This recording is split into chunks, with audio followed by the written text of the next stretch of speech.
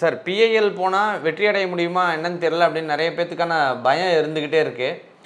நிறைய பேர் வெற்றியாளர்களாக ஆகியிருப்பாங்க, நீங்கள் பார்த்துருப்பீங்க. அவங்கள ஒரு சில உதாரணங்கள் சொன்னீங்கன்னா நல்லாயிருக்கும். அதாவது கங்கை நதின்றது வந்து எத்தனை மாநிலத்தில் பாயுது. அதில் MC Mehta versus union of India, அதாவது சென்ட்ரல் கவர்மெண்ட்டுக்கு எதிராக எம்சி மேத்தான்றவர் வந்து வழக்கு தொடுத்து ஜெயிச்சிருக்கார். அதில் வந்து கங்கை நதி வந்து மாசுபடுது, அதை தடுக்கிறதுக்கு உண்டான வேலையை செஞ்சுருக்காங்க. அதே மாதிரி பார்த்திங்கன்னா Vishaka versus state of Rajasthan, ஒரு மாநிலத்துக்கு எதிராகவே பெண்களுக்கு எதிரான சட்டம், அந்த சட்டத்தையே வந்து தடுக்கிறதுக்கு உண்டான பப்ளிக் இன்ட்ரெஸ்ட் லிட்டிகேஷனு.